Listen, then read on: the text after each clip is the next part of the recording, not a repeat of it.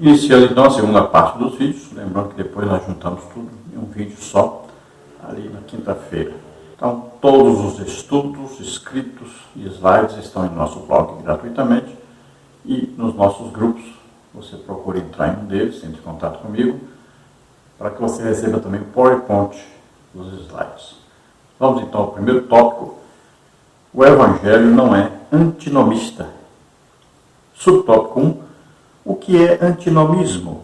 A palavra nos fornece a própria definição, constituída do grego anti, que quer dizer contra, e nomos, lei, diz respeito a tudo contrário à lei, normas e regras. A palavra traz a ideia de que os cristãos não precisam obedecer à lei moral do Antigo Testamento. Defensores antinomistas dizem que a lei não teve origem em Deus Pai e que, por isso, ela deve ser rejeitada. Aos que dizem que Deus havia determinado por decreto a existência do pecado, de modo que jamais se pode evitá-lo. Por isso, não há razão para a existência da lei. Por fim, outros ainda defendem simplesmente que a lei é oposta ao Evangelho. Entretanto, veremos que esses ensinos violam as Escrituras e que o antinomismo é um desvio da palavra de Deus. Romanos 6, 15 e 16. Então veja, talvez você nem sabia da existência desses antinomistas. Mas existem. Então, quem sabe na sua própria igreja tem um ensino assim que o crente não precisa guardar nada, obedecer nada. Em muitas comunidades ditas cristãs, nós vemos pessoas ensinando, e vivendo como se não houvesse regra nenhuma, como se fossem donos realmente dos seus narizes aí, e não tivessem nenhum compromisso com santificação. Vivem como querem, se vestem como querem, se comportam como querem, muitas vezes vivem em prostituição, em adultério, copiam todo mundo da maneira de vestir, de falar, de agir, de se divertirem e se dizem cristãos. Muitos estão até vivendo em pecados terríveis e dizem ser cristãos. Então, para eles, a lei não existe, não é dada por Deus, não precisa ser guardado nada que está na lei. Mas nós vemos que o próprio Jesus cumpriu toda a lei. Então, só isso aí já deveria bastar para que todos voltassem a pensar corretamente, analisassem. Se a lei não veio de Deus, por que Jesus a cumpriria, a guardaria, a praticaria? Então veja bem que a lei, ela existe exatamente para nos aproximar de Deus, para nos conduzir sempre a Jesus Cristo. A lei veio mostrar o pecado, veio revelar a ofensa que fazemos a Deus todas as vezes que quebramos um desses mandamentos, uma dessas ordenanças. Isso vai nos conduzir a Cristo. Então nós vamos nos corrigindo sempre que as leis nos condenarem. Então nós vamos o quê? Buscar Jesus. Com a presença de Jesus em nossa vida, com a proximidade de Jesus conosco, nós vamos o quê? Deixando, abandonando, combatendo e vencendo todos os pecados que são as desobediências, exatamente à lei, à palavra de Deus, às ordenanças de Deus para nós. E a Bíblia é bem clara, olha, sem a santificação ninguém verá a Deus. Sede santos porque eu, Senhor, sou santo. Que diz a palavra de Deus.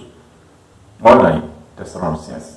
Esta é a vontade de Deus, a vossa santificação, que vos abstenhais da prostituição. Então está bem clara a palavra de Deus nesta exigência de nos guardarmos, de combatermos o pecado, de sermos santos. E aí é todo um processo de santificação em nossa vida cristã. Olha, Paulo diz que a lei é santa, e o mandamento é santo, é justo, é bom.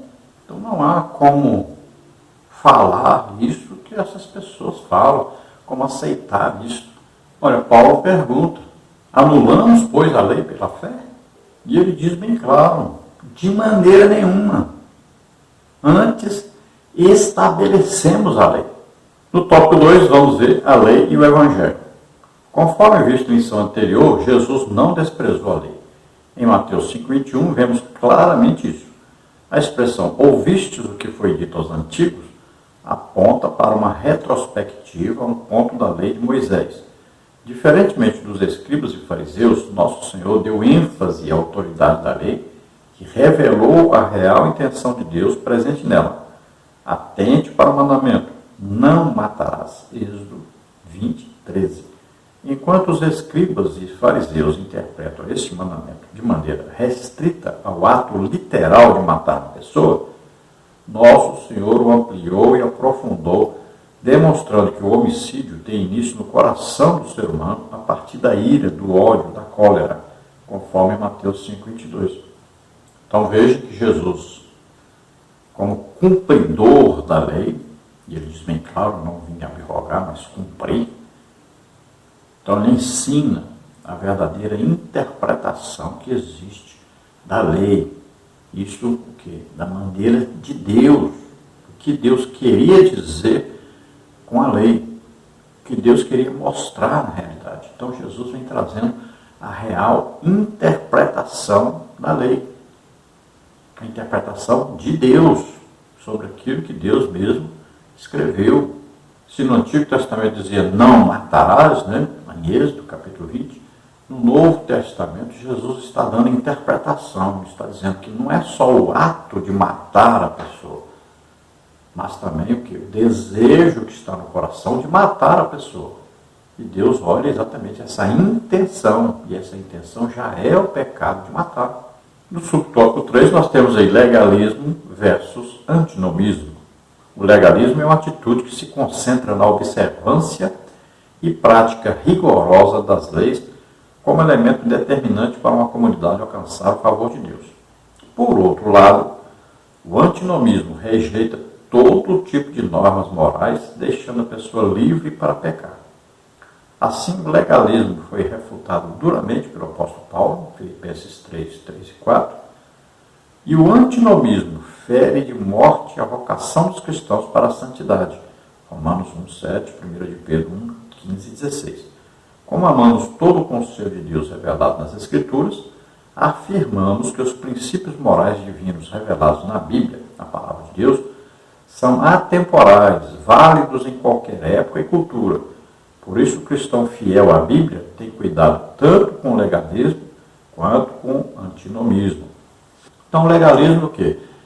É a busca da pessoa pela autojustificação em cumprimento da lei. Então, a pessoa vive debaixo da lei. Ele vive como se fosse uma corrente para ele, a lei, o acorrentando. Ele serve obrigado. E o antinomismo é exatamente o contrário. É aquele que vive de qualquer maneira, solto por aí, faz o que quer. Tudo posso naquele que me fortalece. Ele nem leu o que o Paulo estava falando a respeito disso. Mas acha que pode fazer tudo, viver do jeito que quiser, livre totalmente, pode pecar à vontade. Nós comparamos isso, né? Assim como 3 cachorros aí. Tem um cachorro que vive na corrente. Então, aquele cachorro que não pode sair da corrente. Se ele sair, ele foge e não volta mais. É um cachorro bravo, né? Então, vive amarrado na corrente. Então, a lei dele, a corrente, ele está preso ali. É aquele espaço que a corrente lhe dá, que ele pode andar só. Tem o outro, que é o vira-lata, que é aquele que anda sem lei. É aquele que vive andando por toda parte, quem der comida para ele, ele é amigo dele, e vive para todo lado, e vai lá e não considera ninguém como seu dono realmente. Né? É um vira-lata. Então é esse que vive, é o antinomista que vive para qualquer lugar, vai para onde quiser, faz o que quiser, parece que não tem nome. Então é aquele crente que se esqueceu que Jesus o comprou com o seu próprio sangue. Então ele tem dom. Então existe o outro cão, que é aquele de raça pura, é aquele que ama o seu dono, obedece o seu dono, porque ama o seu dono. Então aquele você pode soltar, não precisa botar na corrente, pode soltar, ele vai até ali e volta, porque ele ama o dono, ele serve o dono porque o ama, o obedece porque o ama. Então aí é o tipo do cristão, né? O cristão serve a Deus porque o ama, não é porque ele tem uma lei o acorrentando, e também ele não vive de qualquer maneira, pensando que pode viver no pecado, fazer o que quiser e está salvo. Então, tem que existir o quê? Um equilíbrio, né, na vida do crente. Ele não pode nem ser legalista e nem pode ser antinomista. Então, ele não pode nem viver debaixo da lei completamente e nem também ele pode viver solto completamente. Ele obedece a Deus porque ama a Deus, serve a Deus, feliz e faz a obra de Deus. Então, os princípios constantes na palavra de Deus, na lei de Deus, servem para nós e nós devemos olhar atentamente para isto. Sempre nos lembrando, fomos comprados com o sangue de Jesus Cristo. Temos dono. Então, lembre-se sempre disso. Você não pode viver de qualquer maneira. Então, temos que viver em santificação. Então, veja que os cristãos eram chamados santos. E assim deve ser chamado sempre. Pedro, então, diz bem claro, né? Se aquele que nos chamou é santo, nós também temos que imitar, temos que ser santos também. Então, temos que andar em temor durante a nossa vida aqui na terra, a vida cristã. Sempre em temor a Deus, em obediência a Deus, em amor a Deus, procurando sempre nos santificarmos. Vamos ao tópico 2. A cólera é o primeiro ato para o homicídio. Subtópico 1. Jesus e o sexto mandamento. Jesus não anulou o sexto mandamento do decálogo, como está em Êxodo 23 e Deuteronômio 5,17. Contudo, sua interpretação foi mais elevada e profunda, pois revelou que a ira ou cólera contra o irmão é um tipo de homicídio no coração, como bem afirmou o apóstolo João. Qualquer que aborrece a seu irmão é homicida, e vós sabeis que nenhum homicida tem permanente nele a vida eterna. 1 de João 3,15. Não por acaso que o verbo irar, no grego, em Mateus 5,22, é orgizo, que significa provocar, incitar a ira, estar zangado, estar enfurecido. A fúria e a ira de Caim o levaram a cometer o primeiro homicídio contra o próprio irmão. Gênesis 4, 5 e 8. Portanto, o sexto mandamento não envolve apenas uma sanção penal, mas elementos mais profundos, como palavras, emoções, insultos e outras ações que se antecipam ao homicídio. Então, veja, Jesus nunca disse assim, olha, que está escrito um decálogo lá, vocês não precisam cumprir, não tem obrigação nenhuma com o que está escrito lá. Principalmente como o mandamento, não matarás. Jesus nunca disse isso, né? Hoje se está cometendo muitos assassinatos. Veja, aborto, né? Eutanásia, suicídio, tudo isso é matar. O aborto, você está matando uma criança.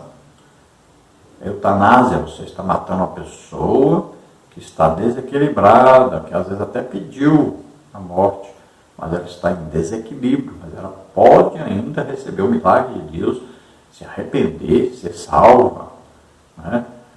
Lá o aborto, a pessoa totalmente o quê? Indefesa, não tem como se defender, não está fora ainda do útero, então não tem jeito de se defender. E no caso do suicídio, a pessoa não tem direito a se matar, a pessoa tem que saber que quem pode tirar a vida de alguém é só Deus. Deus é quem dá a vida, só Ele pode tirar a vida de alguém. Então não pode a pessoa se suicidar, ele está se matando, está matando a pessoa, ela mesma. Então o suicídio é um pecado terrível, digno de condenação eterna. Então veja só, temos que ensinar a palavra de Deus corretamente, né? Temos que viver a palavra de Deus e ensinar o que está escrito na palavra de Deus e entender bem claramente. Nunca podemos tirar a vida de alguém, porque a vida pertence a Deus, é Deus que dá a vida, só Ele pode tirá-la. Nós temos aí caos, né, da ira, que ela começa com uma coisa, assim, uma angústia e tal, é uma discussão às vezes, né, e o ódio vai aumentando, aquela ira vai aumentando, aí vem os palavrões, os xingamentos e tal, acaba, então vem o homicídio, vem aí o matar alguém. Veja só, Caim e Abel. Olha, a intenção do coração é que vale para Deus. Qual era a intenção de Abel? Abel queria dar sua própria vida a Deus, queria oferecer-se totalmente a Deus. Isso é a legítima adoração. É quando a pessoa dá a sua vida, oferece a sua própria vida a Deus. Sempre a adoração tem a ver com sacrifício. Então, é ofertar-se a si mesmo. Abel queria fazer isso. O que ele fez então? Ele pegou um animal e colocou esse animal em seu próprio lugar. O que isso tipifica? Tipifica o quê? O sacrifício de Jesus na cruz por nós. Ele deu a sua vida, foi sacrificado por nós. Então aquele animal foi sacrificado no lugar de Abel.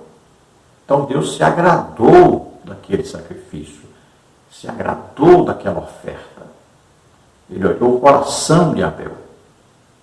Já Caim não tinha essa intenção. Ele apenas deu uma oferta, como a maioria das pessoas fazem.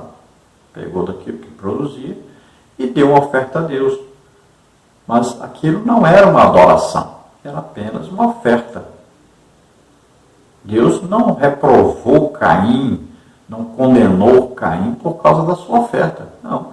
Apenas ele aceitou o sacrifício de Abel, a oferta de Abel, a adoração de Abel, como a perfeita adoração que ele deseja que seja. Mas não quer dizer que ele condenou Caim ao inferno e tal. Não. Mas o que aconteceu? Caim passou a odiar o seu irmão por causa da inveja do seu irmão que ofereceu um sacrifício que agradou a Deus. E assim, até hoje, dentro da igreja existe isso. Pessoas que odeiam aqueles que Deus usa. Sem motivo. Odeia a pessoa, se pudesse, matava a pessoa. Porque a pessoa é usada por Deus, abençoada por Deus. Veja só, uma inveja terrível, um ódio que cresce, porque aquela pessoa é usada por Deus. Porque Deus escolheu aquela pessoa para fazer uma obra através dela. E aí as pessoas odeiam essa pessoa. De graça, sim. Isso é terrível. É um ódio, uma ira que nasce no coração, que pode levar a pessoa a perder a sua salvação. Olha, Jesus, por quê? O mataram por inveja. Passaram a odiá-lo, uma ira terrível. O desejo que ele morresse. Passaram a tramar a morte de Jesus. Qual a causa? Jesus matou alguém? Então é um perigo essa ira. Aí veja como o apóstolo Paulo sofreu. Mas ele maltratou alguém, roubou alguém. O que ele fez? Só pregou o evangelho. E era odiado por causa disso. E assim, quantos cristãos hoje, quantos missionários são enviados e as pessoas os matam, os prendem, os espancam. O que ele está fazendo? Pregando o evangelho, só isso, pregando o amor de Deus, a salvação em Jesus Cristo. Então veja o perigo dessa ira, dessa inveja, que levou Caim a matar o seu irmão. No tópico 2 ainda, a cólera é o primeiro ato para o homicídio. Subtópico 2, a cólera no contexto bíblico. Tanto o salmista quanto o apóstolo Paulo escreveram que um servo de Deus pode irar-se, mas não deve pecar. Salmos 4:4, Efésios 4:26. A ira é uma emoção humana. Por isso, na Bíblia, vemos pessoas justas se irando contra o pecado, contra os atos desumanos, contra o desrespeito à palavra de Deus, como está em Oséias 4, de 1 a 3. Nosso Senhor manifestou ira contra os que faziam no templo um covil de ladrões, como está em João 2, 13 a 17. Entretanto, a ira não pode nos controlar e devemos examinar se ela provém de um espírito reto, de um coração puro, ou se é uma obra da carne, do tipo pecaminosa, orgulhosa, odiosa e vingativa. Gálatas 5:20. O imperativo bíblico é que a ira não pode nos dominar. Efésios 4:26, Hebreus 12:15. Então vemos, por exemplo, aí, o apóstolo Paulo escrevendo aos Efésios, falou sobre a ira, dizendo: irai-vos e não pequeis. Ora, então quer dizer, pode vir uma ira, mas essa ira pode não chegar ao pecado, porque ela será o quê? Controlada. Ela não vai ser alimentada. Você pode ficar irado, então, por causa de um zelo, né? Você vê, por exemplo, crianças na igreja, né, gritando, brincando, atrapalhando o culto. Você pode ficar irado com isso, mas você não vai odiar as crianças por causa disso, né? Você vai procurar ajudar para que não aconteça isso. Você muitas vezes pode ver pessoas querendo aí fazer um comércio dentro da igreja, de vender as coisas e tal. Você vai se irar por causa disso, você não ficar odiando as pessoas por causa disso, né? Você vai entender que elas não compreendem direito, vai procurar ajudá-las a chegar no entendimento que não se deve fazer isso. Então, muitas vezes você vai se irar, às vezes, né? Você está até no grupo aí de internet e você está insistindo com as pessoas que elas devem obedecer a Deus, que elas devem fazer aquilo que Deus deseja que elas façam. Você está explicando a palavra de Deus da maneira correta, bíblica, mas as pessoas teimam, se zangam e tratam mal você, mas você vai se irar, vai, mas não pode odiar as pessoas por causa disso. Então, ore por essas pessoas, abençoe essas pessoas, né? Tenha misericórdia dessas pessoas. E o importante é você estar em paz, estar feliz, estar fazendo a obra de Deus, estar praticando a palavra de Deus, estar produzindo no reino de Deus, estar em intimidade com Deus. Nós vemos aí vários homens de Deus se irando contra o pecado, se irando contra pessoas que insistem no pecado, né, que odeiam Deus e sua obra. Mas é uma ira que não foi passada adiante, não foi desenvolvida, não chegou a um ódio, né? Então, devemos sempre tomar conta dessa ira, dominá-la. Não deixe a ira tomar conta do seu coração, passar por outro dia, né? Por isso que diz que nós devemos não deixar o sol se pôr. Então você ficou irado, ficou nervoso, tal. Nesse dia, no outro dia, não tem mais nada, acabou. Não guarde mágoa, rancor, não fique com inimizade com ninguém. Então não se deixe dominar pelo mal, mas vença o mal com o bem.